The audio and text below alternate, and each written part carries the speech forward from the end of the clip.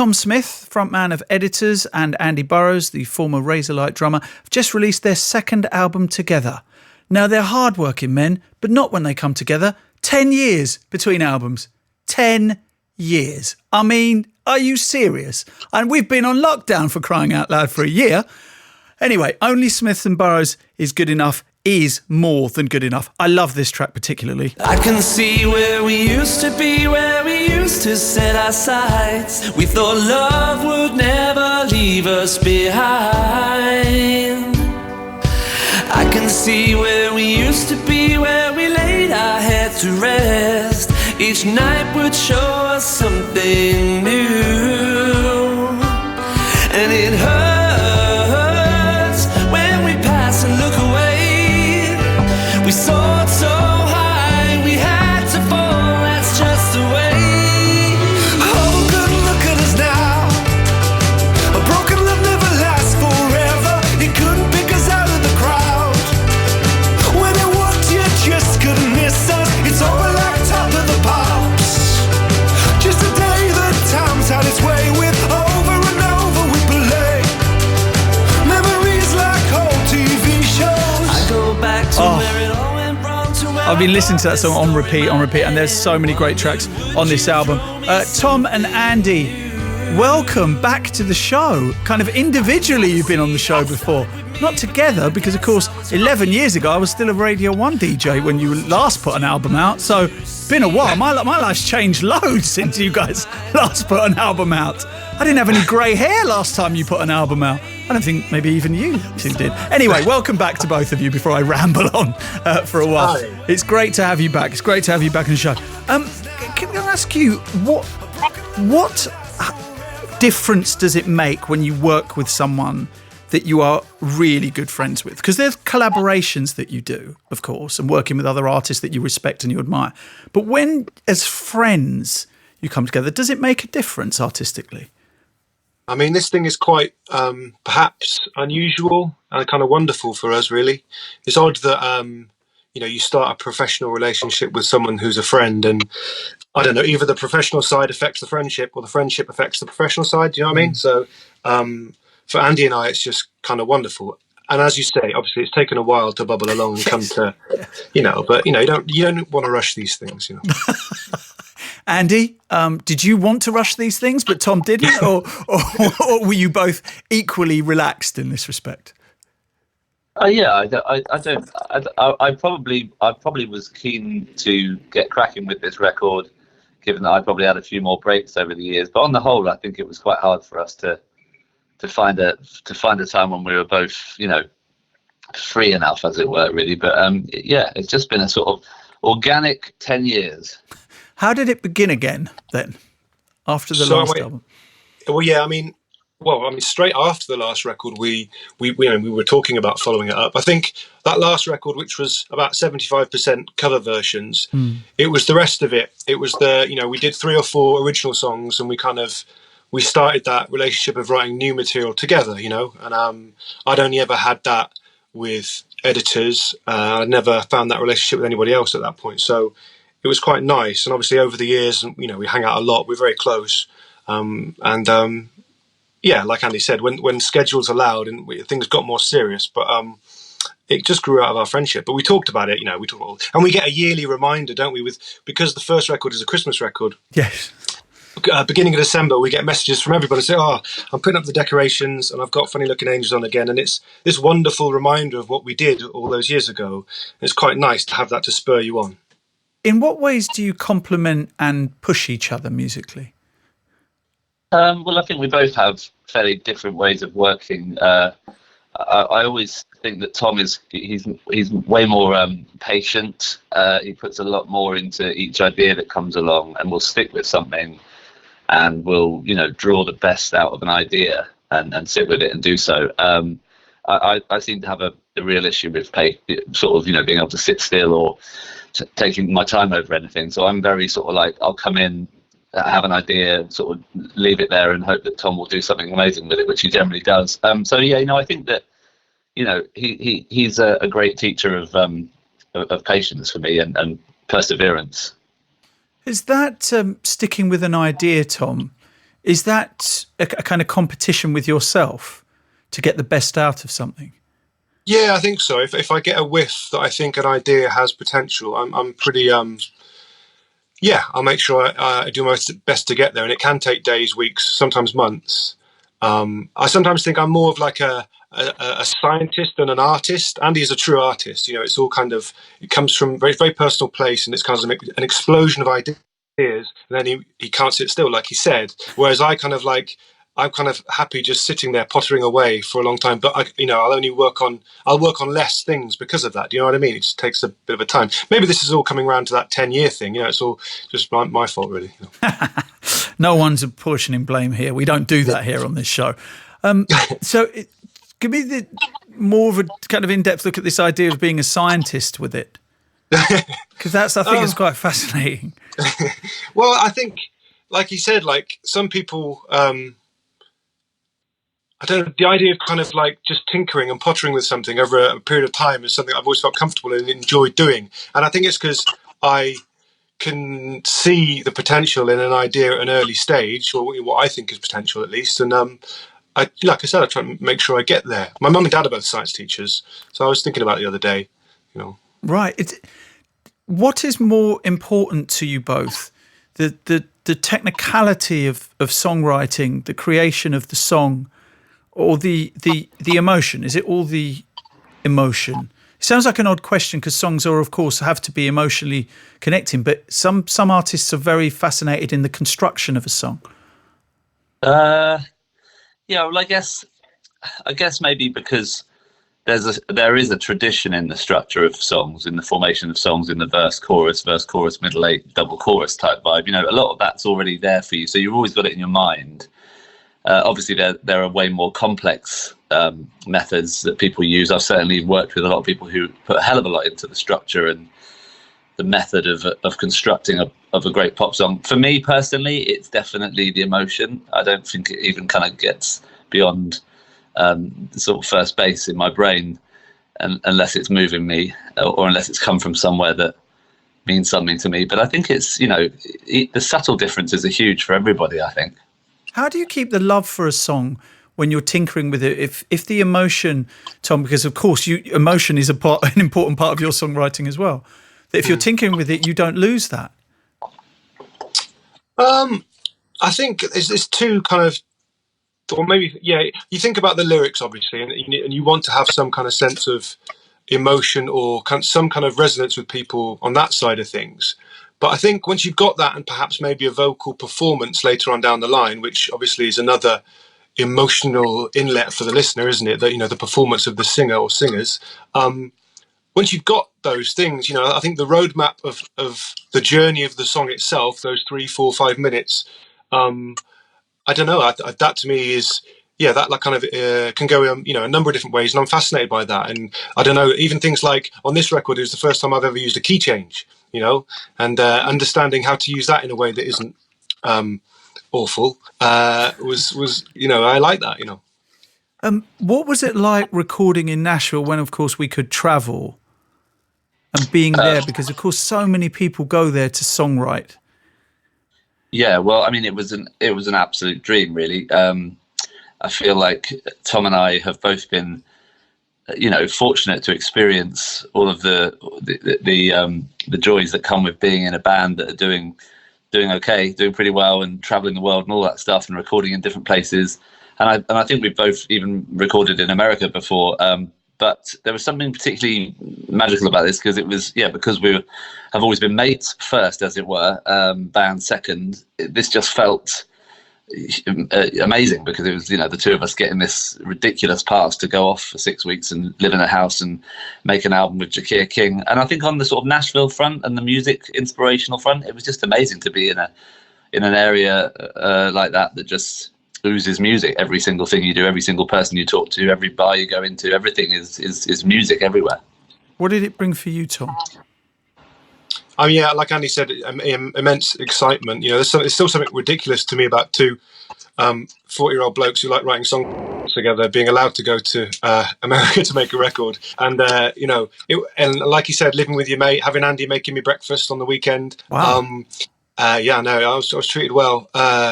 But I don't know. There's an air of, I don't know, making records in America. I've done 2 records in America, and there's that kind of, I don't know if it's necessarily all true, but there's such a positivity in the way that you're dealt with in every kind of walk of life, really. If it's just the waiter at a bar, or I don't know, or making a record, so there's a positivity about it that it's quite nice and refreshing to be. It feels very different to making records in the UK. And I'm not saying everybody in the UK is miserable and cynical at all, but there's just a difference in feel. There's more of an optimism there, which is quite nice. It's quite nice to feel that.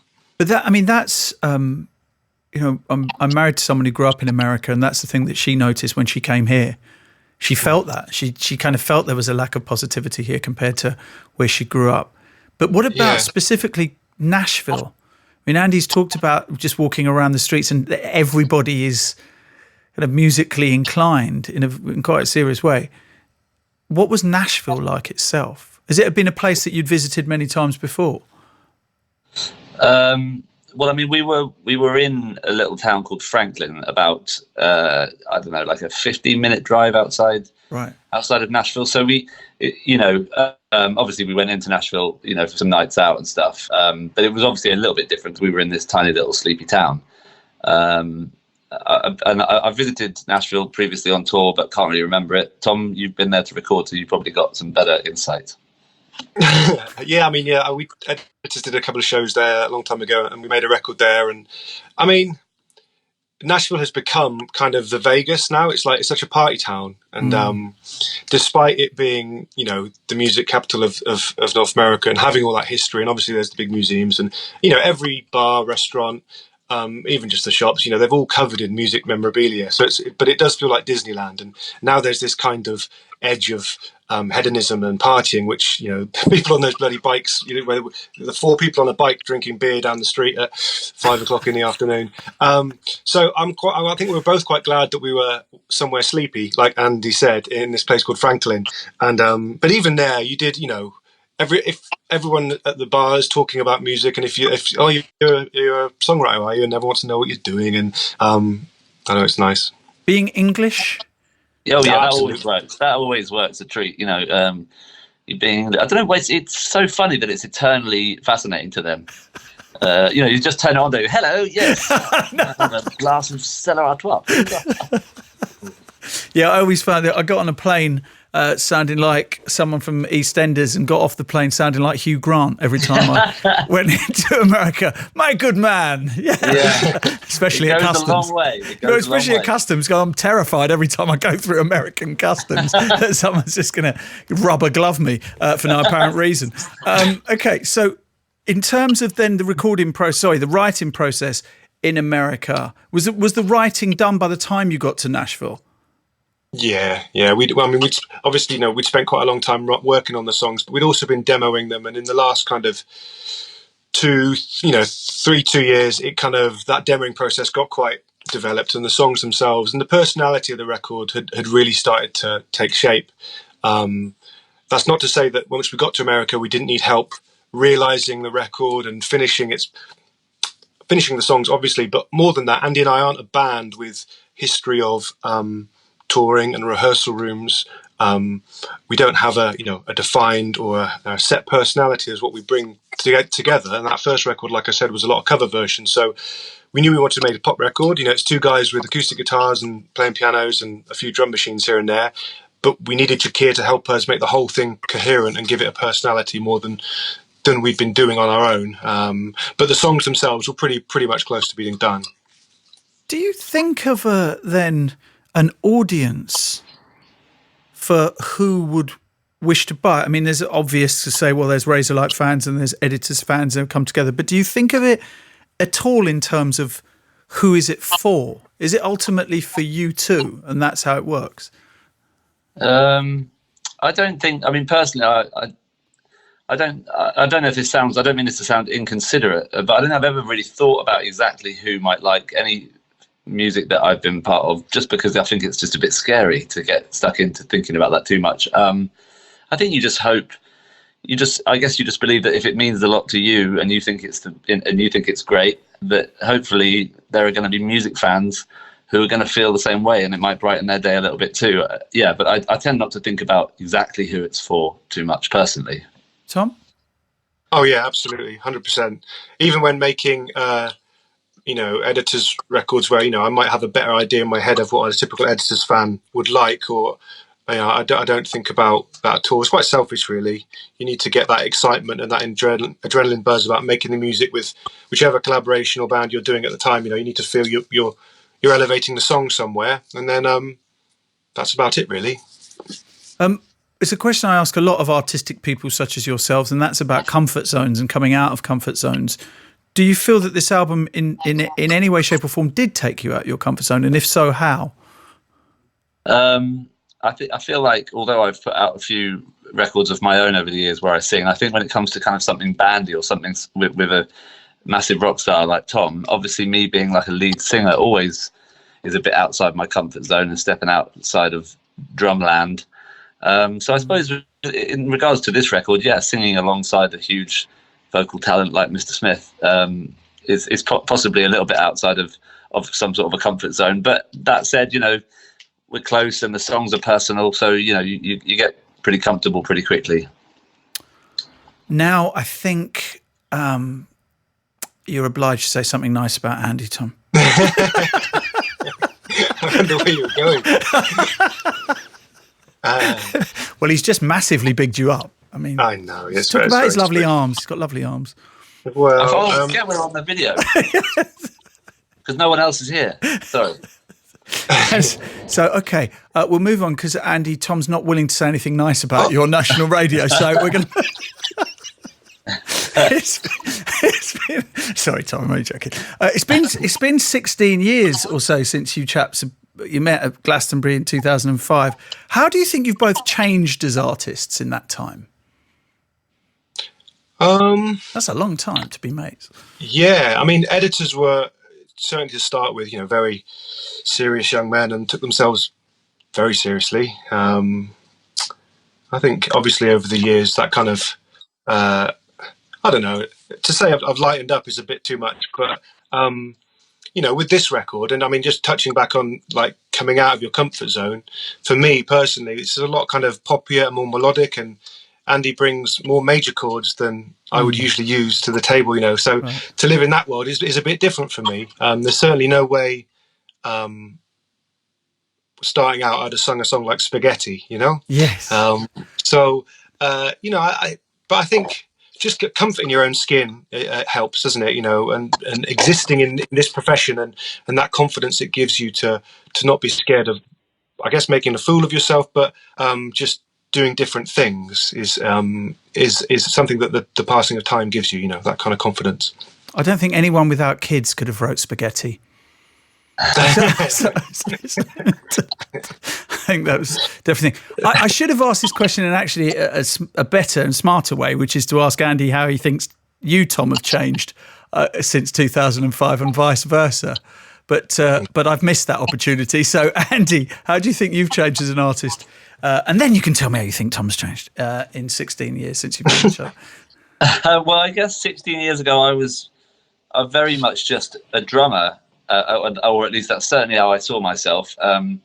Raised Light had a lot to answer for because I started writing in that band. Probably hadn't really gotten stuck into writing before that. So I feel like the most that's changed for me has just been, just writing a lot more. Just writing a lot more. Actually, I never wrote songs back then. Whereas obviously Tom was busy banging out, editors' albums. Mm. Let's hear the acoustic version you've done for us of the track from the album called Parliament Hill. That's the name of the track. The album is called Only Smith and Burrows Is Good Enough.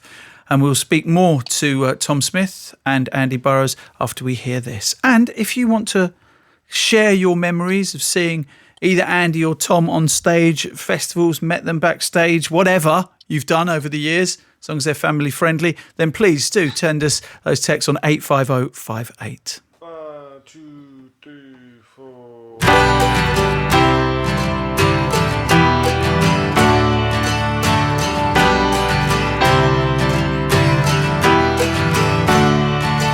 There's a warm ray. Are you feeling alright? Well, I know it ain't easy when you can't sleep at night. There's a band playing and they won't give you peace. Well, I know it ain't easy when the noises don't cease.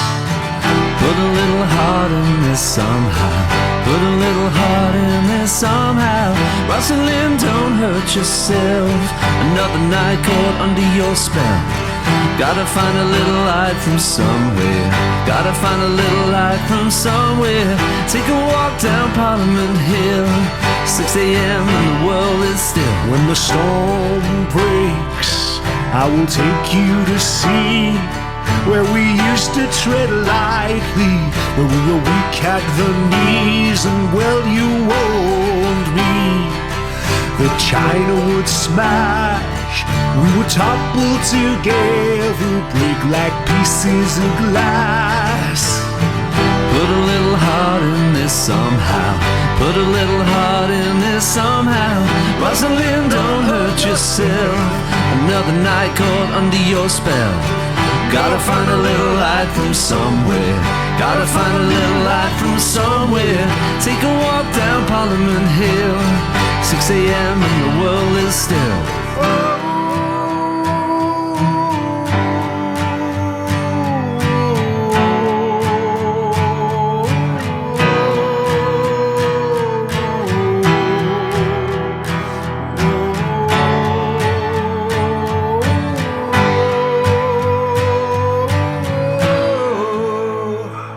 If I knew then what I know now, we were running on empty as the band takes its bow and gets your head straight or get bent out of line. 'Cause I'm missing the madness of the light that you shine and know. Put a little heart in this somehow. Put a little heart in this somehow. Rosalind, don't hurt yourself. Another night caught under your spell. Gotta find a little light from somewhere. Gotta find a little light from somewhere. Take a walk down Parliament Hill. 6 a.m. and the world is still.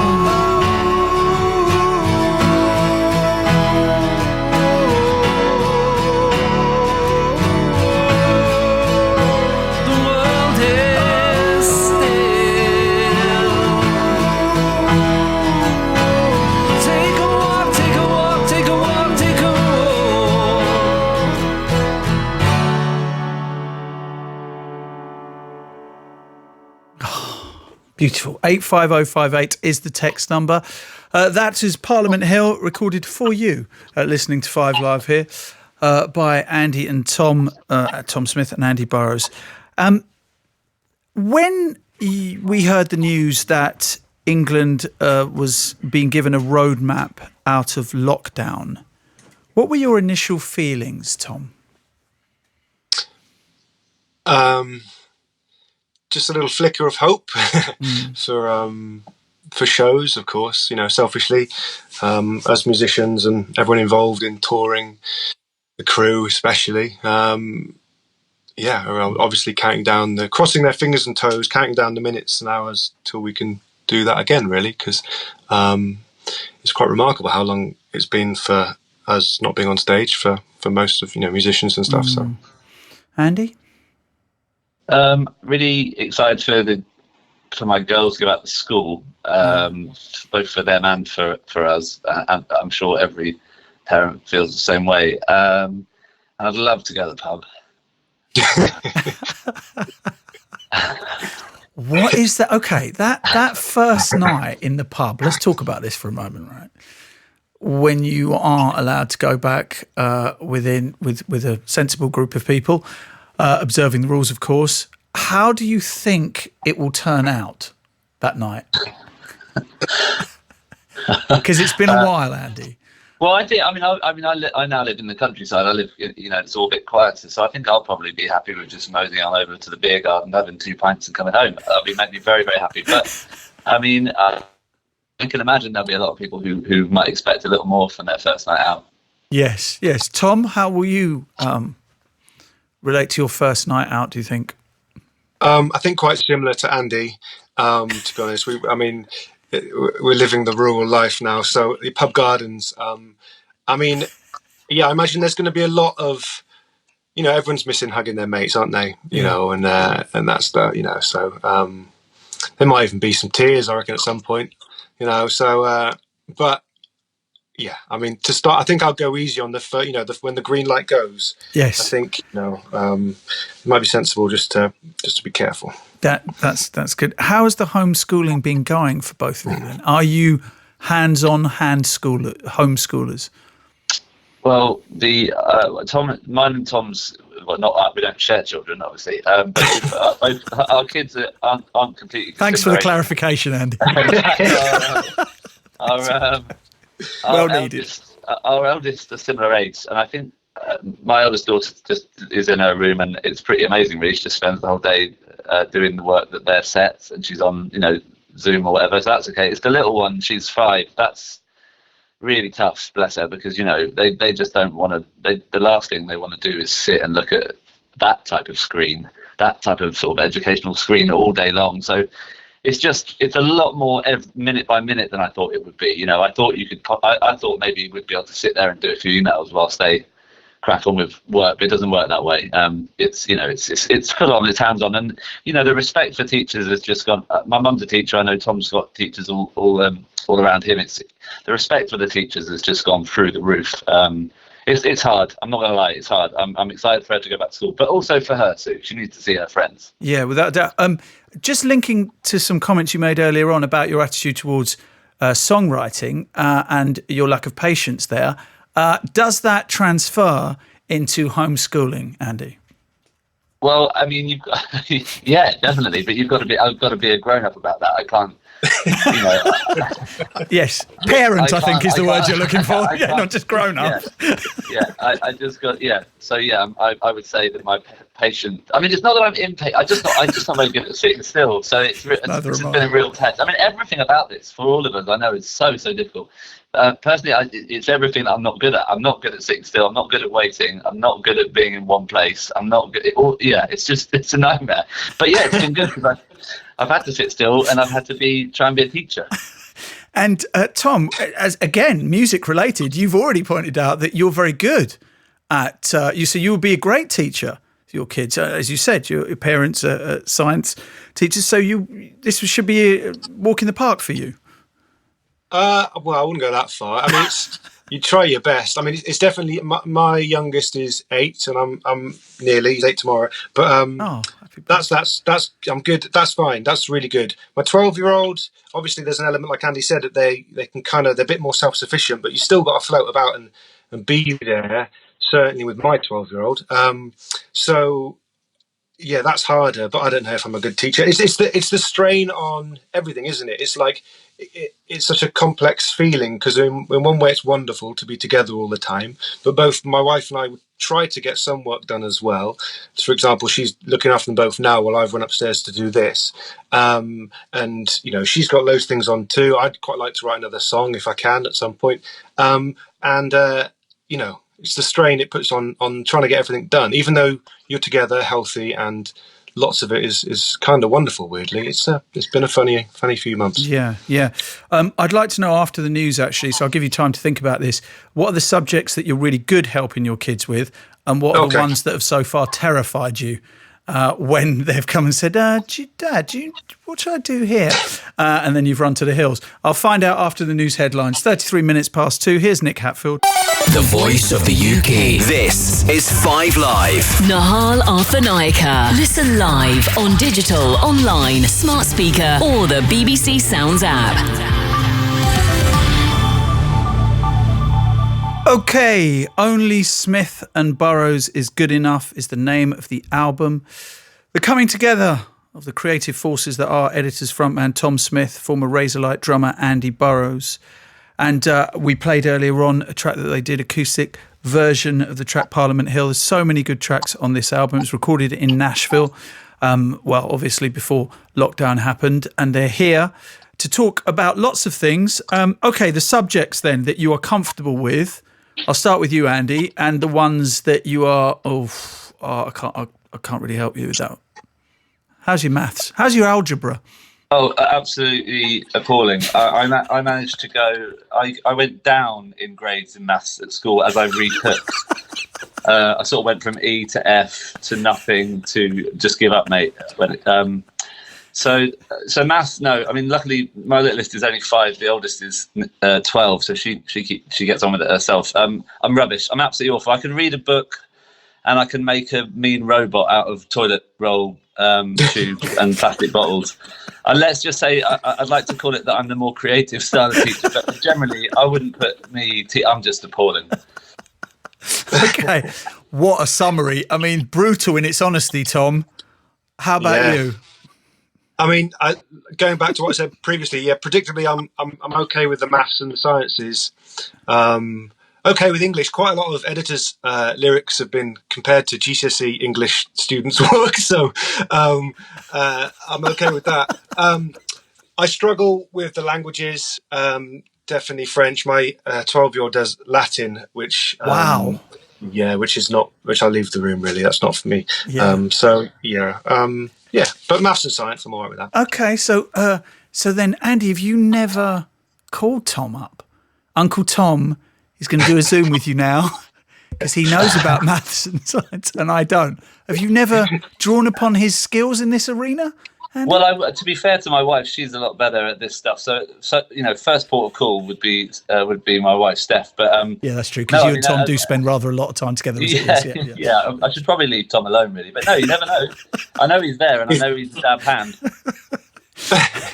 Is this, going back to the music? Is this really a first album for the two of you? I think in some ways you could maybe call it the debut, because that's certainly a way you could look at it. Yeah, I mean, like I said, that first record was mostly cover versions, and it kind of grew into an idea. And like I say, it started our songwriting relationship together. So yeah, I mean, perhaps. I don't know how you could clarify these things. What do you? I mean, they're all original compositions. All of you coming together, both of you coming together to make them. As you said, the last album wasn't. So, I guess as a creative collaboration, both from your own minds, this feels like that in many ways. Andy, what have you learned from? Because you've worked with so many different artists, including Matt Haig, who I'm a huge fan of, and Ricky Gervais, who was on this show Monday. I think he was on the show. Yeah, he was. You work with a lot of people. Who have left the most lasting impressions on you? The most lasting impressions probably Johnny Burrell, for sure. But that's for all sorts of. Tom, why did you laugh then, Tom? What? No, I'm not. No. Johnny's a fantastic man. I just mean, that was it was a big part of my life, and so it's left a very lasting and for the most part wonderful memory. Ricky Gervais is pretty awesome to work with, I have to say. He's a bit of a hero, so it's wonderful to work with him. But I mean, I've been so lucky working with everyone, but no one comes close to Smith, of course. Again, now another opportunity to big up Andy. The second It's so awkward when someone lays a massive compliment on you on the radio, and if you just come on, Tom. But if you serve one right back, it's not. If you serve one straight back, it's not genuine, is it? It's for the sake of not looking like a nasty person. So, Are you saying that compliments are a dish best served cold? Is that essentially what you're saying? I think it has to come from a genuine, there's no spontaneity about it, Not just because, if someone says I love you, you just say it back. No. Oh my God, jeez! I'm getting a window. It's tough. I know. I'm getting a window into how difficult it is to get emotionally close to Tom Smith. Mate, it's hard. I'm a scientist. So okay. If you could pinpoint one thing about Andy that you find amazing, Tom, what would that be? There you go. I'm taking the spontaneity out of it. I'm asking you a question as a presenter interviewing an artist. So okay. For me, it's that energy, because it's so different to what I have in the studio. Like seeing somebody who's truly vibrating, shall we say, in that creative process. There were moments during the studio, during the recording, that took my breath away. I could talk about them, but they're kind of, people don't want to know about the piano part to old TV shows, or when he sung the chorus to Parliament Hill. Obviously there's amazing things that he does musically, but he's so different, such a different energy in the studio to me, that I think is what I find amazing. Does he push you? I think the collaboration, I don't think he does it on purpose, but I think the collaboration in doing this, I think we push ourselves to make this thing work, not that it's an effort, but you do, don't you? Because you want the thing to be as good as it can be. And when you work with somebody, what you do comes out differently, because the collaboration that you're doing, it brings different things out of each other. And obviously with this collaboration, for me, it puts me in a slightly different kind of melodic and poppy place, which is, I wouldn't be able to do it on my own. Are we going to see you both on stage together at some point this year, do you think? Are the plans being put forward to do that? Booking agents and managers. I think all of the booking agents are just having a bit of a time of it at the moment. Yeah, they are. I think we'd love to. It depends really, I guess, how long it takes for it to become something that we can do, because the plans are the hardest thing at the moment, aren't they, for everybody? Planning is the hardest thing. So plan-wise is not a great deal. But I always say that the great thing about this record for us is that it's no longer seasonal specific. So at least now we have a record that will mean that at any time in the future, from now till forever, Tom and I don't have to wait till Christmas for the opportunity to do something together in a church. We can play a festival, or we can go on tour if it works. So we'll definitely play these songs live, and neither of us can wait to do that. I think it's very difficult to plan. Well, look, in the meantime, maybe, Tom, you want to think about writing a book of poetry about how you feel about Andy Burrows, because that will take time. That's not spontaneous, and you can share that with him. It might take 10 years, but yeah. Well, look, I'm glad. Hopefully, if I've just planted a seed, that's all I wanted to do, Tom, and hopefully we can see that gain fruition at some point in the future. Andy and Tom, lovely to speak to you together, as opposed to separately. And it's a great album, so thank you for coming on the show today. Thanks for having us. Thank you. Thanks for having us, Nihal. Cheers. Take care, guys. Only Smith and Burrows is Good Enough is the name of the album. Go and check that out.